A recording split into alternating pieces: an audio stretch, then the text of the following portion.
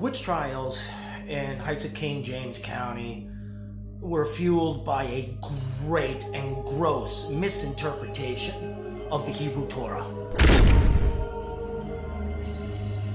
The same mindset was applied to those who practice witchcraft, divination, and Luciferianism. When theology is wrong, the practice of it's just murderous. The witch trials. It was no longer safe for the Christian reformist congregants of Reverend Parsons' assembly. 2 years earlier, the Calvinist Church began a violent and slanderous campaign against the Reverend Parsons' new congregation of reformists. Dangerous accusations and innuendos led to scuffles, shoving matches, and eventually fistfights in the square. Calvinist inquisitors accused Parsons' congregation of witchery and black magic. They tried 5 women from his church for being in league with the devil and possession of witches' bottles. They sentenced 4 to hang from the tree overlooking Mill Pond. To fully grasp and understand the witch trials in the Heights in 1655, you have to go back. The year 1207, in Spain, there was a man named Dominic Guzman. He was considered and called himself the wandering preacher. He believed it was his call over the next 10 years to convert pagans to Christianity. So he would go through France and Spain with this goal in mind. Unhappy with his results, after 10 years, he approached the Vatican, had a conversation with the Pope, and through papal dispensation, he became the very first inquisitor.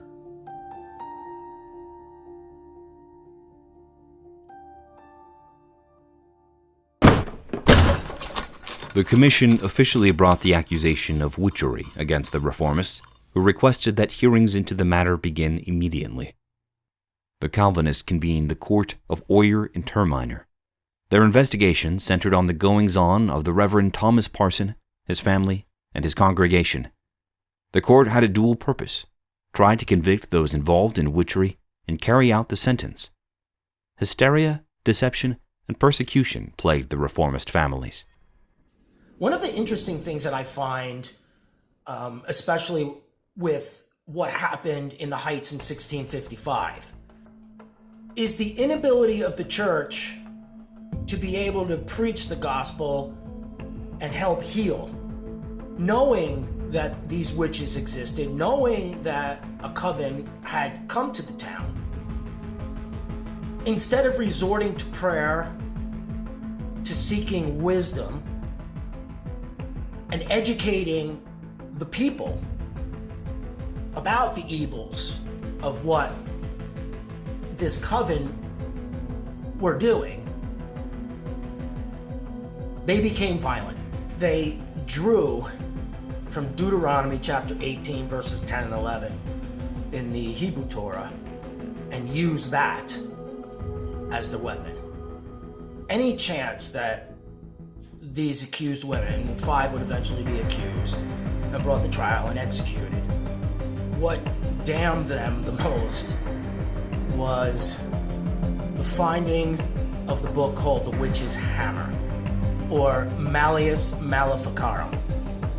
Heinrich Kramer, a German priest, wrote this book in the 1400s. He was the best inquisitor in Germany at the time, and his sole purpose was to start seeking out paganism and Luciferianism. His narrative, the Witch's Hammer, was eventually, through a papal bull, approved by Pope Innocent III. That meant that the Pope and the Vatican now recognized the power of witchcraft, witches, and necromancers, and that they needed to be neutralized.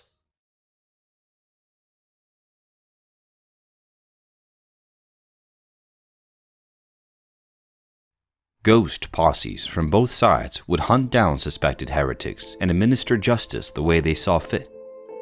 Over the next year, these posses killed 12 people. They found 7 reformists and 5 Calvinists dead in Haley's Woods along Shenandoah Road or in the town square. In addition, they dumped several bodies in the Shenandoah, eventually found in Mill Pond, thus giving it the Blood Pool nickname.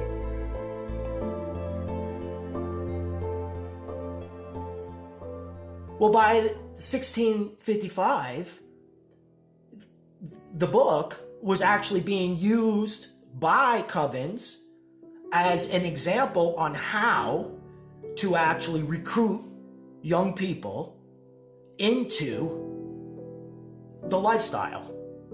So when the county commission commissioned 11 inquisitors, zealots, and were told to go root out the witch issue in the heights of King James County, they were out for blood.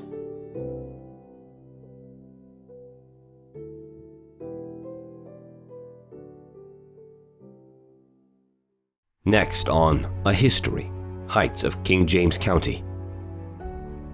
Inquisitors commissioned.